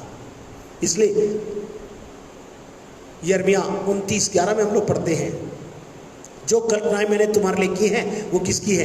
हानि की नहीं है। प्रभु ये कांटा चुभ रहा है, इसको हटा देना, बहुत तकलीफ है। उसने कहा नहीं, मेरा अनुग्रह तेरे लिए, जब जब तू प्रभु की सेवा के लिए जाएगा, मैं इन सारी चुभन से, इन सारी तकलीफों से तुझे बचा कर ले चलूंगा और अपनी सेवा कराऊंगा। मगर इस बात को इसलिए कि घमंड से कोई ऐसी बात ना हो कि जिस मिशन के लिए तू निकला है वो मिशन को कोई बातें तुझे रोक ले। आज सब लोग कहते हमारे पास दर्शन है, मगर देखा जाए तो ये दर्शन में कितने लोग आज सुचारू रूप से चलायमान है, कितने लोग सुसमाचार के कार्य में सहभागी होकर मैं भागीदार हो जाऊं, यही मेरे दिल की इच्छा है। मैं सब कुछ उस सुसमाचार के लिए करता हूं कि मैं इसके लिए भागी हो जाऊं। आज कितने लोग कलीसिया रूप से और इस प्रकार से इस बड़े मिशन में कितने लोग शामिल होकर इस कार्य में शामिल हैं। प्रभु कहता है इसके लिए इसने क्या किया? माना। ये प्रभु की इच्छा और योजना है। उसने कहा वो किसकी? हानि की नहीं है। किसकी है? कुशलता की है। और अंत में तुम्हारी इच्छा को भी क्या करूंगा? पूरा करूंगा। इसलिए प्रभु हमसे बहुत प्यार करता है। पौलुस के सामने सामाजिक समस्या थी, क्यों मालूम है? क्योंकि वो मसीहत का कट्टर दुश्मन था, है ना, पकड़ पकड़ के जेल में डाल देता था। इसके लिए समस्या कोई कम थी? अब वो प्रचारक बन गया, अरे यही तो मारता था, पकड़ के अंदर डालता। अब यही बोल रहा है यीशु मसीह प्यार करता, यीशु मसीह बचाता है, वही सबसे अच्छा परमेश्वर है, जीवित है, मेरे जीवन को बदल दिया। मैं नहीं जानता था, मैं अंधा था, प्रभु ने मेरी आंख खोल दी। ये सब बात बोलता तो बताइए समस्या कितनी विपरीत थी। जिसको ले जाता था लोग जानते थे ये ऐसा है। ऐसी सामाजिक समस्या के बीच में भी वो खड़े होकर इस कार्य को करने लगा। शासन की ओर से समस्या थी, मालूम है आपको? शासन की अधिकार प्राप्त करके लोगों को पकड़ के जेल में डालता था ना, मतलब शासन में भी वो कौन सी ओर से समस्या आती थी, परंतु जेल में और राजभवन में वो कहाँ हो जाता था? प्रचार भी करता था। जेल में भी उसने प्रचार किया और राजभवन में भी प्रचार किया। और इस प्रकार से वो समस्या भी उसके सामने आई, जो फिलिपियों के 1 अध्याय उसकी 12 और 13 आयत को पढ़े। फिलिपियों 1 अध्याय उसकी 12, 13 और 14 आयत को देखिए क्या लिखा है। समस्या आई कि नहीं आई? परमेश्वर की योजना को पूरा करने में अपनी समस्याओं को 1 अध्याय उसकी 12, 13, 14। हे भाइयों, मैं चाहता हूँ कि तुम यह जान लो कि मुझ पर जो बीता है उससे सुसमाचार ही की बढ़ती हुई है। हाँ, जो भी बीता आपके साथ, जो भी घटना घट रही है उससे सुसमाचार की बढ़ती होना चाहिए, ये बोल रहा है। और आगे, यहाँ तक कि केसरी राज्य की सारी पलटन और से सब लोगों में यह प्रकट हो गया है कि मैं मसीह के लिए कैद हूँ। हाँ बताइए, केसर राज्य के सारी पलटन और सब लोगों में ये बात प्रकट हुई कि केवल मसीह के कारण क्या है, कैद है। जो उसने कहा था ना, जीना मेरे लिए मसीह, हाँ वो वास्तविक रूप से उसके लिए वो कहता। और फिर 14वीं आयत में लिखा है, और 14वीं आयत, और प्रभु में जो भाई है उनमें से बहुधा मेरे कैद होने के कारण हियाव बांधकर परमेश्वर का वचन निधड़क सुनाने का और भी हियाव करते हैं। जी हाँ, कैद होने के कारण लिखा है, हियाव बांधकर परमेश्वर का वचन निधड़क सुनाने का हियाव करते। कौन लोग? मेरे साथ के लोग। आज कितने लोग हैं जो बड़े दुख और तकलीफ में समाचार, कितने लोग साथी होकर इन कामों को कर रहे हैं और प्रभु की महिमा का भाग हो रहा है। प्रभु चाहते हैं सब कुछ आप जान सके। हालेलुया। आज हम लोग कहते हैं सब कुछ अच्छा रहे तो कोई भी कर लेगा। ये देखिए, सामाजिक रूप से ये लोगों को सताने वाला था, कट्टर था, फिर भी वो प्रचार करने लगा। फिर हम देखते शासन में समस्या थी, जेल में, राजभवन में गया तो भी इसने क्या किया, प्रभु की सच्चाई को बताया। समस्या इसे रोकनी सही, ये बढ़ता गया और प्रभु की महिमा करने लगा। आज मेरे और आपके जीवन में कितनी बड़ी समस्या आती है, बड़ा कि नहीं, मैं एशिया माइनर में गया और ये रोम में भी प्रचार करने लगा, ये स्पेन में भी गया, अभी के स्पेन, और वहां पे कैसी हालत हो गई देखिए। इन समय में, उस समय भी अच्छी नहीं थी, उस समय भी वो प्रचार किया और कलीसिया बनाता चला गया।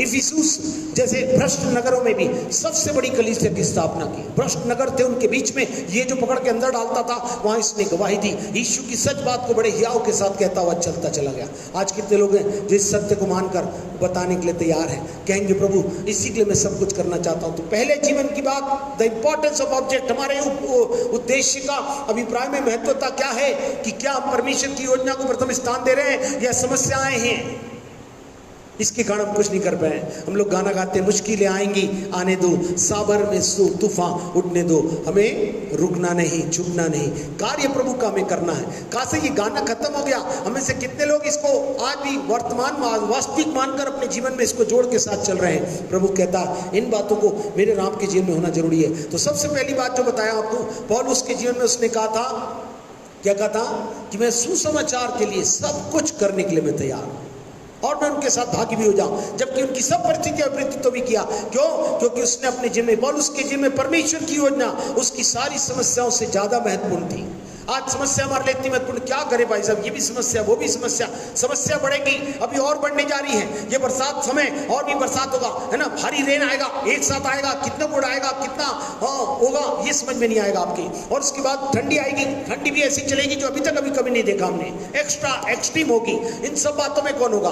भूकंप हो रहे हैं बड़े बड़े झटकों के साथ, इन बातों को बता रहे हैं। इन परिस्थितियों में आप सुसमाचार कब करेंगे? अभी परिस्थितियां और बिगड़ेगी, इससे सामान्य नहीं होने वाली है। फिर सुसमाचार को हम कब लेकर जाएंगे? कब हम कहेंगे प्रभु वो हमारे लिए जब सही खुल जाएगा तो हम करेंगे? प्रभु कहता है ये वो समय है जब परमेश्वर की योजना को जब आधार बनाकर चलते हैं तो समस्याएं उतनी महत्वपूर्ण नहीं होती। हम परमेश्वर की योजना को, प्रभु की इच्छा के अनुसार जो योजना मेरे लिए रखी है वो भलाई की है, उसमें कोई हानि और कोई नुकसान और कोई डर नहीं है। मेरे और आपका कुछ नहीं होगा, मैं और आप पूर्ण रीति से सुरक्षित है, मेरे को और आपको कोई नहीं छू पाएगा। मैं और आप मिलकर प्रभु के राज्य में अद्भुत महिमा का कारण होंगे, आत्मा को बचाएंगे, छुड़ाएंगे और परमेश्वर के राज्य में बहुत से मुकुट को पाने के लिए भागीदार हो जाएंगे। आज कितने लोग इस बात के लिए परमेश्वर की योजना को प्रथम स्थान देते हैं? समस्याएं चली जाएंगी। हाँ, जब भी होने लगे तो तुम प्रार्थना करना, पहाड़ जैसी समस्याओं यीशु के नाम से चली जाएंगी। जब आप खड़े हो जाएंगे और इस समाचार के लिए अपने जीवन में निर्णय लेंगे तो प्रभु ले चलेगा। दूसरी बात जो बहुत जरूरी है, इसको देखिए, पौलुस के जीवन में एक और बात थी जिसमें वो बहुत अच्छा और आदरणीय और सम्मानीय हो गया था। देखिए यहाँ पर यदि हम पढ़े तो आपको समझ में आएगा। यदि मैं बताना चाहूँ आपको, पौलुस के घमंडी होने का कारण एक तो तीसरे स्वर तक उठाया गया था। ध्यान सुन लीजिए।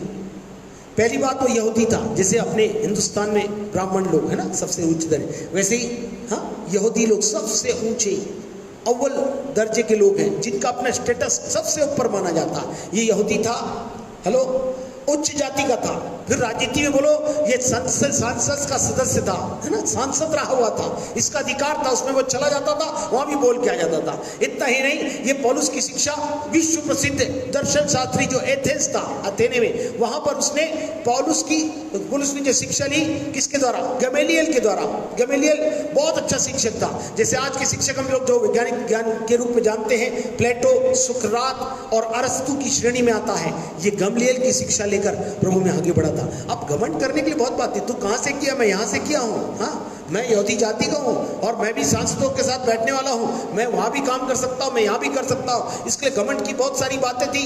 आप बताइए इसके जिनमें ऐसी कौन सी दूसरी महत्वपूर्ण आ गई बात जिसमें वो जो उसने कहा उसको पूरा किया?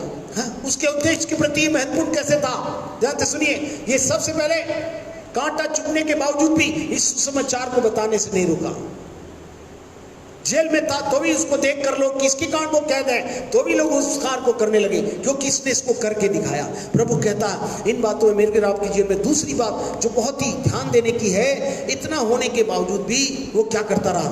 कितना महान कार्य किया, कलीसिया की स्थापना करता रहा, पवित्र अप्रमुख लोगों को मसीह बनाता रहा। बहुत से बड़े बड़े लोग थे, उनके बीच में जाकर वो मसीह की गवाही देकर उन्हें क्या कर देता? अचंभित कर देता था। क्या ये बातें हैं? प्रभु क्या बोलना चाहते हैं? वचन कहता है, भजन 138:2 में लिखा, मैंने अपने नाम से भी अधिक महत्व किसको दिया? वचन को। योजना, इसलिए प्रभु इच्छा के अनुसार वचन सुनना बहुत जरूरी है। नाम से भी अधिक महत्व किसको दिया? वचन को दिया। ध्यान से सुने।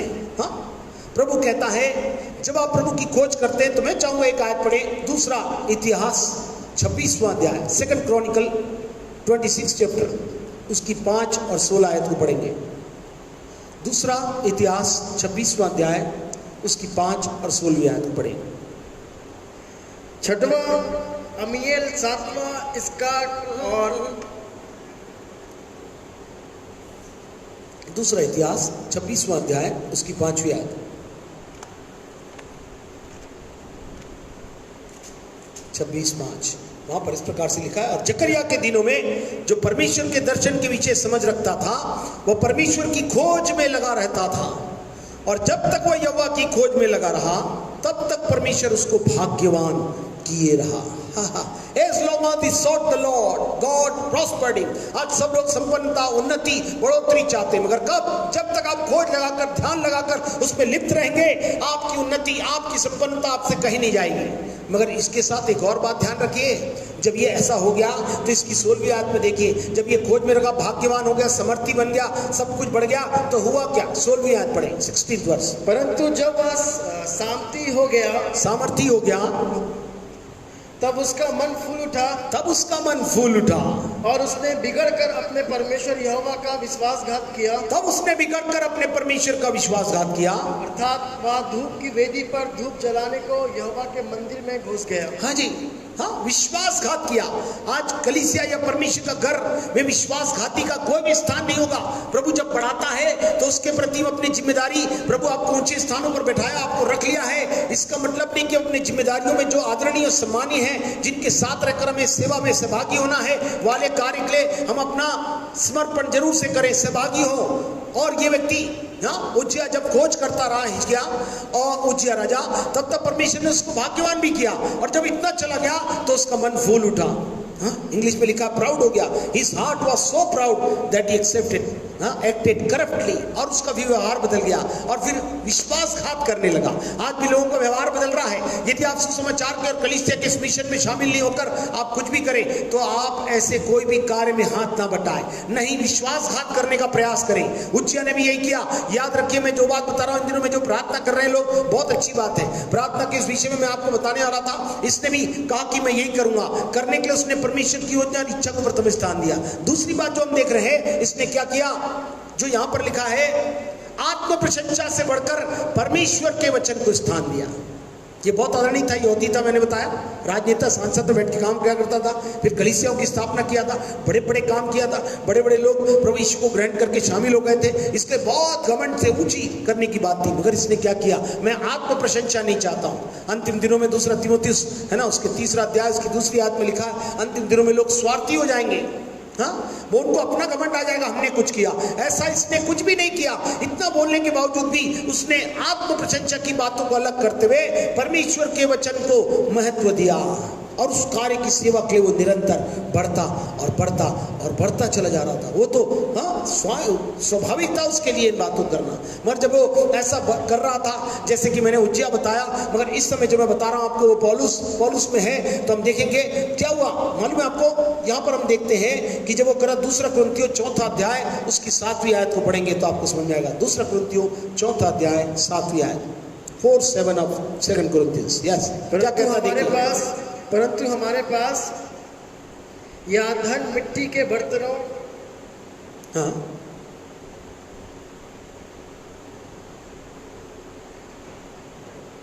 परंतु हमारे पास यह धन मिट्टी के बर्तनों में रखा है कि यह असीम सामर्थ हमारी ओर से नहीं वरन परमेश्वर की ओर से ही ठहरे। जी हाँ, हमारे पास यह धन मिट्टी के बर्तनों में रखा है। किसके बर्तनों में? मिट्टी के बर्तनों में। ध्यान से सुन लीजिए। और यह असीम सामर्थ हमारी ओर से नहीं मगर परमेश्वर की ओर से ठहरने के लिए। ये परमेश्वर हमें ये सामर्थ देना चाहता है, इसलिए जो मिट्टी के बर्तन में, हम मिट्टी के बर्तन है, इस आत्मा में परमेश्वर ने मिट्टी के बर्तन में अपनी आत्मा देकर हमें ये उपयोगी पात्र बनाना चाहा है, जहां ये परमेश्वर की ओर से ठहरना, ये हमारी सामर्थ्य से नहीं है। इसलिए प्रभु कहता है, ये कहने लगा मैं इतनी बड़ी सामर्थ्य होती जाती था इसलिए कर लिया क्या? मैं संस्तों के बीच में करता था, बैठता था, मैं बड़ा ऊंचे बैठने वाला हूं इसलिए कर लिया? नहीं, बड़े बड़े लोग को बचाया मैंने, इतनी कलीसियाओं को स्थापित किया, बड़े बड़े लोग को बोलकर मैंने सच्चाई के लिए विवश कर दिया। क्या तू मेरे बोलने से मेरे को धर्मी बनाना चाहता है, मेरे को ईसाई बनाना चाहता है? ऐसा बोले, ये बोलने की हिम्मत रखने वाला ने घमंड किया? जी नहीं। क्यों? वो कहता है कि हम मिट्टी के बर्तनों से इसलिए बने हुए हैं, अर्थात परमेश्वर ने वे बातें इसलिए दी है, ये परमेश्वर की ओर से हुई है कि केवल परमेश्वर का नाम ऊंचा किया जाए, सुसमाचार के द्वारा लोग बचाए जाए और परमेश्वर के राज में शामिल किए जाए, शैतान के चंगुल से छुड़ाए जाए और सारे घमंड की बातें, सारे अहम की बातें उनके जीवन से नष्ट हो जाए और केवल परमेश्वर और परमेश्वर, केवल प्रभु यीशु का नाम उनके जीवन से ऊंचा होने पाए। आज कितने लोग हैं आत्म प्रशंसा से बढ़कर परमेश्वर के वचन को अधिक महत्व देते हैं। जब भी कुछ बात होती है और तू मैं, या हमारा या तुम्हारा या उनका या इनका, ये बात कभी भी नहीं आना चाहिए। हम सबका केवल एक ही आधार है, वो है प्रभु यीशु मसीह। वही हमारे जीवन का सिंह है, वही हमारे हमारी ताकत है, वही हमारा घमंड है, वही हमारा गौरव है और वही हमारे लिए सब कुछ है। इसलिए जब चर्चा करते हैं तो अपनी प्रमुखता जताते, कभी कभी अपनी योग्यता दिखाते, कभी कभी अपनी महिमा प्रकट करना चाहते, कभी कभी उपलब्धता पर गर्व करते। जैसे उज्जिया राजा ने, मैं तो राजा हो गया हूँ, वो मंदिर में धूप की वेदी के सामने घुस गया, मगर लिखा उसी समय क्या हो गया? सब कुछ उसका खत्म हो गया, उसको पकड़ के बाहर कर दिया गया, कोर्ट से रस हो गया, कोर्ट से छा गया उसके जेल में और वहां से हटा दिया गया उस स्थान से। प्रभु कहता है आज हमारे जीवन में ऐसी कोई बातें न होने के लिए प्रभु चाहता है कि हम अपने जीवन में विशेष प्रकार से इन बातों के प्रति सावधान रहें। जैसा कि फिलिपियोस का 1 अध्याय उसकी 15 आयत से यदि पढ़े तो वहां पर क्या लिखा, थोड़ा ध्यान से सुनेंगे। फिलिपियो 1 अध्याय उसकी 15वीं आयत से, कितने तो ढह और झगड़े के कारण मसीह का प्रचार करते हैं। हाँ, और कितने भली मनसा से, हाँ, कोई कैसे ही प्रचार कर रहा है, कोई बात नहीं, कोई ढह से, कोई झगड़े से कर रहे हैं और कोई भली मनसा से कर रहे हैं, वेरी गुड, मगर मसीह का प्रचार कर रहे हैं। और आगे, कई एक तो यह जानकर कि मैं सुसमाचार के लिए उत्तर देने को ठहराया गया हूँ, प्रेम से प्रचार करते हैं। कई लोग हाँ इसका प्रचार कर रहे हैं प्रेम से, मैं उत्तर देने के लिए ठहराया गया। कोई ऐसा पूछे तो मैं उत्तर दूंगा, मेरी मर्जी, मैं ये कर सकता हूँ, ऐसा भी बोल रहे लोग। ओके, बहुत अच्छी बात। आगे, और कई एक तो सिधाई से नहीं पर विरोध से मसीह की कथा सुनाते हैं। कई लोग सीधा भी नहीं सुना रहे, विरोध में भी सुना रहे हैं। ओके, यह समझकर कि मेरी कैद में मेरे लिए क्लेश उत्पन्न करें। हाँ, मेरी कैद में मेरे लिए क्लेश उत्पन्न करें, ऐसा इसलिए कर रहे हैं कि उसको क्लेश हो जाए। कई लोग ऐसा भी कर रहे हैं। हेलो, मगर 18वीं आयत में क्या कहता है बड़े पौलुस के लिए? सो क्या हुआ? केवल यह कि हर प्रकार से, चाहे बहाने से चाहे सच्चाई से, मसीह की कथा सुनाई जाती है और मैं इससे आनंदित हूँ और आनंदित रहूंगा भी। मगर पौलुस क्या बोलता है? पौलुस के आत्म प्रशंसा से बढ़कर प्रचार प्रमुख था, इसलिए लोग किसी प्रकार से ही मसीह का प्रचार करें, भले वो विरोध का है, प्रेम से नहीं कर रहे हैं, गुस्से में कर दे रहे हैं, हाँ, किसी प्रकार से कोई क्लेश में फंस जाए, मैं ऐसा करूंगा तो फंस जाए, हाँ, ऐसा करके भी लोग कर रहे हैं, मगर कहता है इन सब बातों में भी मैं बहुत ही आनंदित हूँ। क्यों? क्योंकि जीवन का भी प्राय वो है। ध्यान से सुन लीजिए, क्योंकि उस जीवन में एक ही बोला था, मैं केवल वचन को प्राथमिकता दूं। यदि वचन के लिए आदमी किसी बात को करता है तो भी इसको अनुमति स्वरूप इसने ग्रांट कर दिया, बोला कोई बात नहीं, ये बात बहुत अच्छी है। मगर यहूदियों का पर्व जब मनाया जाता था, एक हैसिडिक अपन जानते हैं ना, हैसिडिक नाम का एक पर्व होता था। सुबह से लोग सुबह से लेकर शाम तक क्या करते थे? नाचते रहते थे, गाते रहते थे और भोजन करते रहते थे। ध्यान से सुनिए, इसके पीछे क्या मान्यता, उनसे पूछा भी आप लोग ऐसा क्यों करते हैं? ये हैसिडिक नाम का पर्व हर समय यहूदी लोग मनाते हैं। क्यों मनाते भैया आप लोग? अपन पूछते हैं ना कोई पर्व मना रहे हैं, तो बोल रहे थे कि उस समय जो मान्यता थी कि लोग उदास नहीं रहना चाहते थे, लोग नहीं रहना चाहते किसी प्रकार से ईर्ष्या हो, बैर हो जाए, या किसी प्रकार से लोग दुखी हो या कुड़ते जलते या चिढ़ते रहें, इसका पाप है। वो मानते थे कि अगर हम ये नहीं करें मतलब हम पापी ठहरेंगे।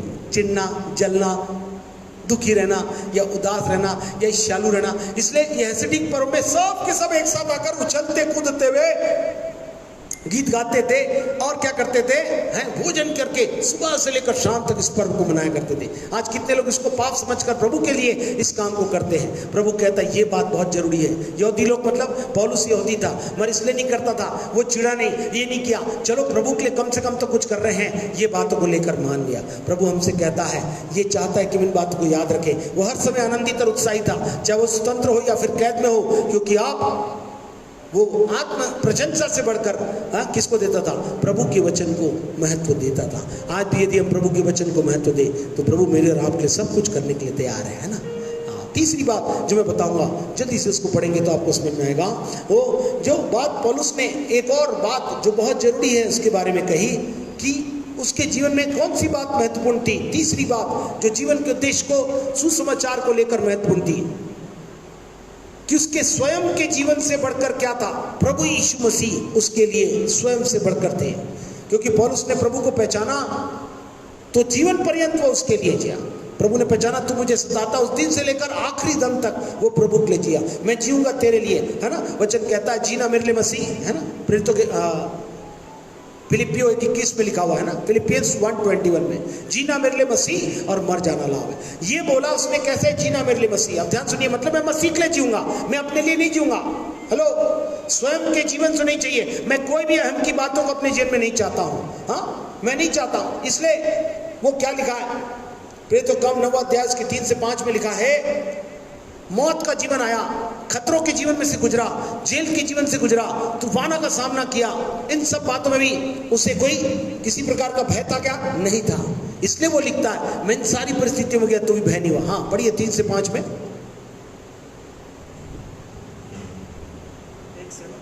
9 का 3 से 5। परंतु चलते चलते जब वह दमिश्क के निकट पहुंचा तो एकाएक आकाश से उसके चारों ओर ज्योति चमकी और वह भूमि पर गिर पड़ा और यह शब्द सुना कि हे शाऊल, तू मुझे क्यों सताता है?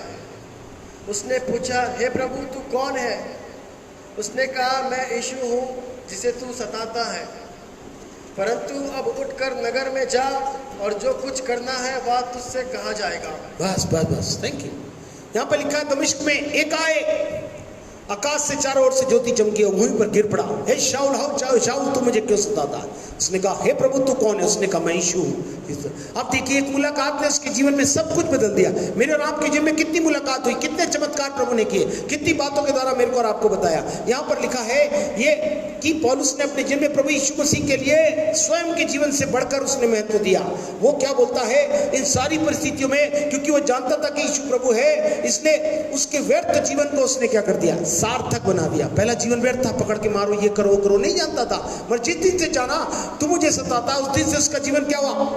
हाँ बोलिए, व्यर्थ जीवन को नहीं करके सार्थक जीवन बना दिया। उसके जीवन का सार्थक बना दिया, सफल। उसमें कुछ होना चाहिए मेरे जीवन से, प्रभु को महिमा मिलना चाहिए। हाँ, इतना ही नहीं, पहले तोड़फोड़ करता था, अब निर्माणकारी कार्य में लग गया। सब लोगों के जीवन बनाता, पहले तोड़ता फोड़ता बंद कर देता था, अब सब जगह जाकर वो लोगों को तैयार करता और कलीसिया के रूप में स्थापित करके उनको चलायमान बना देता था। इतना ही नहीं, वो विध्वंसकारी था, बहुत ज्यादा तोड़फोड़ करके ऐसा कर दूंगा वैसा कर दूंगा, और करता भी था। मगर बाद में प्रभु ने उसको रचनात्मक रूप दिया, उसको नए रूप से बनाया। जो निरर्थक था उसको प्रभु ने अर्थ वाला बना दिया। जो शैतान के अंधेरे में था वो प्रभु की ज्योति का बन गया, और प्रभु की महिमा उसके जीवन में होने लगी। क्योंकि वो कटुता और घृणा भी थी उसके लिए। जो भी यीशु का नाम लेता था उन्हें पकड़ के मार देता, उन्हें जेल में बंद कर देता था। हेलो, मगर अब वो घृणा और वो कटुता उसके जीवन से चली गई, केवल प्यार रह गया। जिस जीवन में परमेश्वर से इनकार था, अब इकरार हो गया। जिसको इनकार करता था, फिर वचन का इजहार करने लगा और निरंतर प्रभु की महिमा करने लगा। तीसरा अभिप्राय याद रखिए, हमारे जीवन में जो सबसे महत्वपूर्ण है, हम प्रभु यीशु मसीह के लिए जीना सीखें। जीना मेरे लिए मसीह और मर जाना आत्म प्रशंसा के लिए नहीं। और पहली बात हमने सीखा, जो किस प्रकार से परमेश्वर मेरे और आपको देना चाहता है, किस निष्कर्ष में विचार करें कि हमारे जीवन का उद्देश्य, लक्ष्य और प्राथमिकता क्या है। क्या हमारी दृष्टि अनंत जीवन की ओर लगी हुई है? समस्याओं से बढ़कर परमेश्वर की योजना को प्रमुखता दे, आत्म प्रशंसा से बढ़कर वचन का प्रचार करे, स्वयं के जीवन से बढ़कर प्रभु यीशु मसीह के लिए प्रभुत्ता दे, उसको आदर सम्मान दे। ऐसा करने से आपका जीवन आशीष होगा और आप परमेश्वर की दृष्टि में सफल होंगे और प्रभु आपको आगे की ओर ले चलेगा। प्रभु चाहता है कि इस अद्भुत कार्य को मेरे और आपके जीवन में करे। आज कितने लोग सत्य को मानने के लिए तैयार हुए। आज के संदेश में परमेश्वर ने बात हमको बताई कि परमेश्वर हमसे बहुत प्यार करता है और वो चाहता है कि प्रभु की योजनाएं जो हमारे लिए उत्तम है, जिसमें सब प्रकार की भलाइयां हैं, सब प्रकार की आशीषें हैं, वो जो मैंने तुम्हारे लिए रखी है, मगर उसी के अनुसार, जो उसके वचन के अनुसार है, जो समस्याओं से बढ़कर परमेश्वर की योजना को स्थान देता, जो आत्म प्रशंसा से बढ़कर वचन की प्रचार और उसकी शिक्षा को अपना आधार बना लेता, और जो स्वयं के जीवन से बढ़कर प्रभु यीशु के लिए प्रमुखता देता है, अर्थात कलीसिया को, जो कलीसिया का सिर है उसे स्थान देता है, वो ऊंचे स्थान पर रहेगा और प्रभु से आशीष करेगा और ले चलेगा। आइए अपने जीवनों को पूरा समर्पित करें और जितने प्रार्थना में शामिल हुए हैं वे इस बात को मान ले। हमारे जीवन का मुख्य अभिप्राय ये हो कि इन दिनों में जितनी बातें चल रही है उसमें हम प्रभु यीशु से जुड़ी हुई जितनी बातें हो रही हैं, जितने संदेश और जितने वो शिक्षाएं परमेश्वर प्रभु यीशु की महिमा के लिए हम में से हर एक के जीवनों के द्वारा वरदानों से भरपूर करके लेना चाहता है, उसको कितने लोग समझ पाए हैं, कितने लोगों ने निर्णय लिया प्रभु आप जो कहेंगे हम वही करेंगे। लगातार संदेशों को मंगलवार, शुक्रवार और संडे दिया जा रहा है। इन संदेशों को लेकर कितने लोगों ने इन वचनों के आधार पर अपने जीवन में स्थान दिया, आत्म प्रशंसा से बढ़कर वचन को रिस्पॉन्ड किया। कितने लोग परमेश्वर की योजना को समझकर समस्याओं से बढ़कर स्थान दिए। कितने लोग अपने जीवन में स्वयं के जीवन से बढ़कर प्रभु यीशु मसीह का प्रथम स्थान देकर कहे, नहीं प्रभु मेरा मामला था, हमारा मामला था, इन मामलों की ओर ना रहे, प्रभु की ओर आ जाए। जब आप ऐसा करेंगे तो प्रभु हमें आशीष करने के लिए तैयार है। आइए प्रभु से विनती और प्रार्थना करें, प्रभु से कहें, हाँ प्रभु हमारे जीवन में एक ही लक्ष्य होने पाए। हालेलुया। हमारे जीवन के इंपॉर्टेंस ऑब्जेक्ट कौन होना चाहिए? प्रभु यीशु, प्रभु का वचन और परमेश्वर की योजना। क्या ये तीन बातों के आधार पर आप प्रार्थना कर रहे हैं? यदि आप ऐसा कर रहे हैं तो परमेश्वर आपको आशीष करने के लिए तैयार है। वो चाहता है कि अद्भुत बात हम में से हर एक के जीवन में हो। आज कितने लोग इन बातों को चाहते हैं कि हमारे जीवनों में प्रभु की महिमा होती रहे और हमारा जीवन सदा प्रभु की महिमा करता रहे। हाँ, हमारे दिल से सदा स्तुति होते रहे। यीशु तेरा नाम ऊंचा रहे, तेरी महिमा सदा हर दिल से होती रहे और प्रभु का नाम ऊंचा कह सके। प्रभु चाहते हैं कि इस अद्भुत बात में प्रभु की महिमा का कार्य हमें से हर एक के जीवन में होने पाए। आइए हम प्रभु से चाहें और परमेश्वर ने अद्भुत बातों को मेरे राम के जीवन में करने पाए। Hallelujah, thank you Jesus, hallelujah, thank you Jesus, hallelujah. हर एक जन जब प्रार्थना कर रहे हैं परमेश्वर, वो चाहता है कि हम अपने जीवन के अभिप्राय को बदल दें।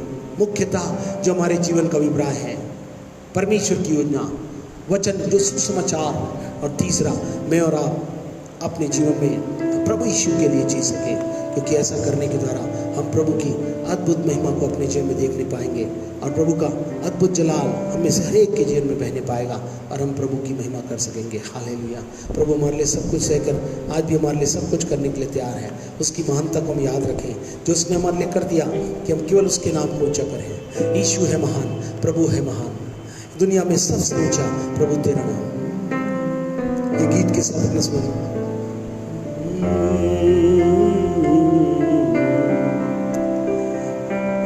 यीशु है महान, प्रभु है महान, यीशु है महान, प्रभु है महान। इस दुनिया में सबसे ऊंचा यीशु है तेरा नाम, इस दुनिया में सबसे ऊंचा यीशु है तेरा नाम, यीशु है महान, प्रभु है महान, यीशु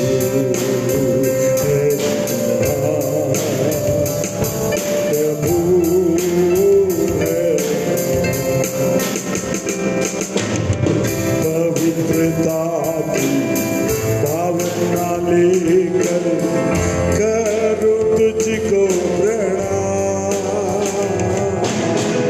यीशु नाम बड़ाई में करूं, मुझसे लो यीशु नाम, पवित्रता की भावना लेकर करूं तुझको यीशु नाम बड़ाई में करूं, मुझसे लो यीशु नाम, यीशु यीशु यीशु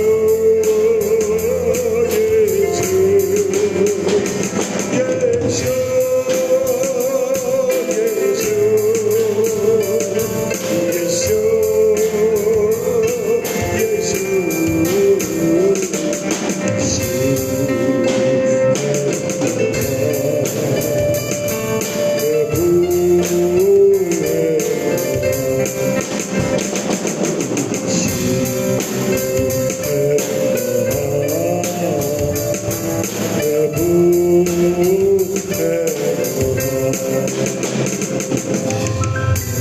हमारे जीवते परमेश्वर हम आपका धन्यवाद करते हैं।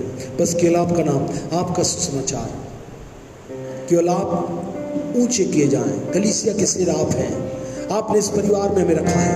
सदा इस वचन जो सुसमाचार के रूप में परमेश्वर की योजना में जो हमारी भलाइयों की और महिमा से और दानों और वरदानों से और बहुत से मुकुटों के लिए रखी हुई है, उसके लिए प्रभु जितने लोगों ने वचन सुनकर आज अपनी प्रार्थना में इन 3 विशेष मुद्दों को लेकर अपने जीवन के आयामों को फिर से रचा है, यीशु के नाम से अलौकिक मुकुट का भाग वे सब प्राप्त करने के लिए इस पर चल सके, जिससे प्रभु योजना के अनुसार वचन की आधारशिला और सुसमाचार को लेकर प्रभु यीशु के नाम से जीने वाले हो सके। उसकी आधारशिला जो कलीसिया के रूप में सुरक्षा के साथ प्रदान की गई है, सब मुकुट को पाने वाले हो सके। धन्यवाद देते प्रभु, आज इन वचनों को सुनकर जितनों ने अपने जीवन को समर्पित किया है, आपका लौकिक भाग उनके जीवन से बहने पाए। धन्यवाद देते प्रभु, आपने हमारी प्रार्थना सुना। हम घटते चले जाएं, आपकी महिमा, आपका नाम, आपका सुसमाचार ऊंचा किया जाए प्रभु। धन्यवाद देते प्रभु, आपने हमारी प्रार्थना सुना। विनती प्रभु यीशु के नाम से मांगते समय ग्रहण करें, आमीन। और हमारे उद्धारकर्ता प्रभु यीशु मसीह का अनुग्रह, परमेश्वर का प्रेम, पवित्र आत्मा की सहभागिता हमारे साथ पवित्र लोगों के साथ, समर्पित लोगों के साथ, सहभागी लोगों के साथ आज से लेकर अपने द्वारा तक होती रहे, आमीन आमीन आमीन। God bless you.